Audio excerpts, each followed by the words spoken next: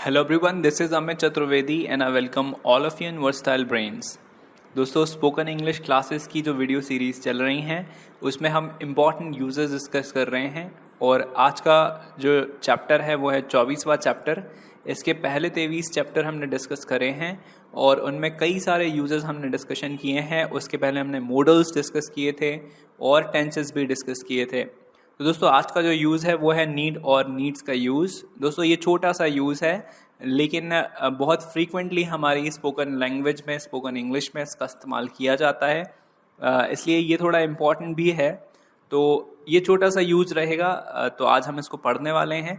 अगर आप किसी बैंकिंग एग्ज़ाम की या रेलवे एग्ज़ाम की या फिर एसएससी, सीटेट, नेट या फिर आर्मी या एयरफोर्स कंपटीशन एग्ज़ाम जो एंट्रेंस टेस्ट होते हैं उसमें उनकी प्रिपरेशन कर रहे हैं तो ये वीडियो सीरीज़ आपके लिए बहुत इंपॉर्टेंट है।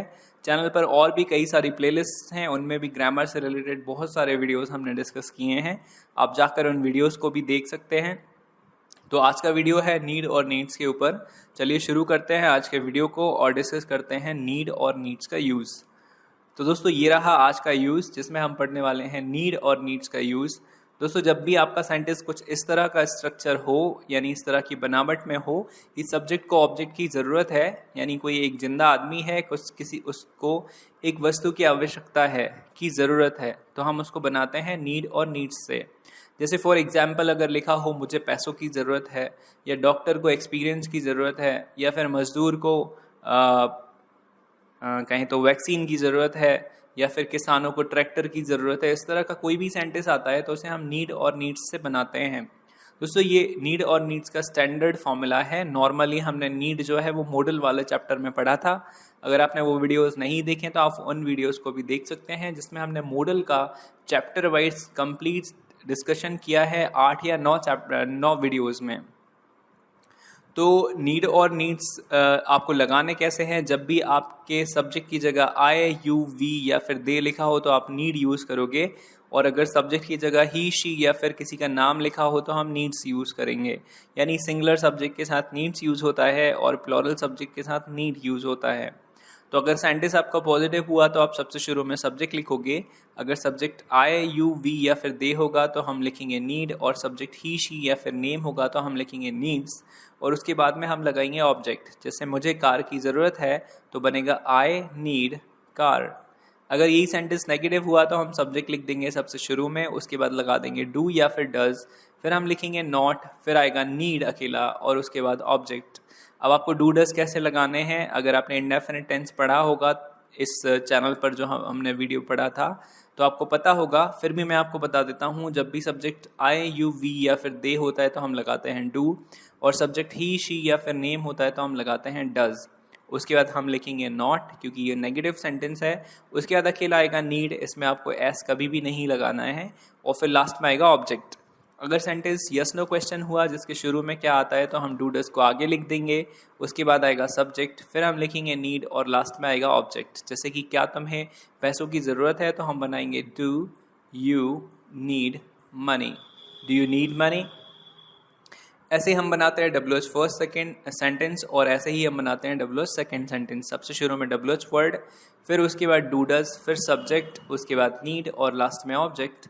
ऐसे ही हमें करना है WH सेकेंड सेंटेंस में WH सेकेंड प्लस नाउन, उसके बाद डू डज, फिर सब्जेक्ट और नीड। यहाँ पर ऑब्जेक्ट आएगा नहीं क्योंकि ऑब्जेक्ट ऑलरेडी नाउन की जगह आ चुका होगा। जैसे कि तुम्हें कितने रुपयों की ज़रूरत है तो हम बनाएंगे हाउ मच, फिर मनी, उसके बाद आएगा डू यू नीड। तो जो मनी था वो ऑलरेडी नाउन की जगह हमने लिख दिया है, इसलिए यहाँ पर ऑब्जेक्ट आने की संभावना ना के बराबर होती है। चलिए अब डिस्कस कर लेते हैं इसके कुछ छोटे छोटे सेंटेंसेस ताकि आपको ये स्ट्रक्चर्स और बेहतर समझ में आ जाएं। तो आज का जो पहला एग्जाम्पल है वो है क्या तुम्हें नौकरी की ज़रूरत है। तो ये इसमें क्या लिखा हुआ है, यानी ये यस नो सेंटेंस है तो हमने लिखा है डू शुरू में क्योंकि यहाँ पर सब्जेक्ट यू था, तो ये बनेगा डू यू नीड जॉब। ये पूरा सेंटेंस बना डू यू नीड जॉब। आप इसको स्ट्रक्चर सामने रख के बनाने की कोशिश कीजिएगा। अगला सेंटेंस है भिखारी को पैसों की ज़रूरत है, तो भिखारी जो है उसको इंग्लिश में कहते हैं बेगर, और ये सिंगुलर है इसलिए हमने नीड में लगा दिया एस, तो ये हो गया नीड्स, और उसके बाद पैसों को हम कहते हैं मनी, तो बेगर नीड्स मनी। अगला सेंटेंस है हमें इन्फॉर्मेशन की ज़रूरत नहीं है, तो ये सेंटेंस बनेगा वी, और नेगेटिव है इसलिए हमने लिखा है डू नॉट, फिर उसके बाद नीड, और फिर इन्फॉर्मेशन, हमें इन्फॉर्मेशन की ज़रूरत नहीं है तो we do not need information. अगला सेंटेंस है तुम्हें कौन सी कार की ज़रूरत है, तो ये कौन सी WH सेकंड है और कार नाउन है, तो हमने शुरू में इसको लिखा है विच कार, फिर सब्जेक्ट यू है इसलिए हमने यूज़ करा है डू, तो फिर डू के बाद आप लिखोगे यू और उसके बाद आएगा नीड, तो तुम्हें कौन सी कार की ज़रूरत है, तो ये बनेगा which car do you need. अगला है मरीज को कौन सी दवाई की ज़रूरत है, देखिए ये भी WH सेकंड सेंटेंस है, तो कौन सी दवाई ये हम शुरू में लिखेंगे विच मेडिसिन, और फिर ये पेशेंट सिंगुलर है इसलिए हमने यूज़ करा है डज, फिर पेशेंट नीड, तो मरीज को कौन सी दवाई की ज़रूरत है, तो विच मेडिसिन डज पेशेंट नीड। उसके बाद है क्या मुझे रिचार्ज की ज़रूरत है, यस नो सेंटेंस है तो हमने लिखा है डू शुरू में, क्योंकि यहाँ पर सब्जेक्ट है मुझे यानी कि आई, तो डू आई नीड रिचार्ज, क्या मुझे रिचार्ज की ज़रूरत है, तो डू आई नीड रिचार्ज। तो दोस्तों ये था छोटा सा यूज़ जिसमें हमने पढ़ा है नीड और नीड्स को।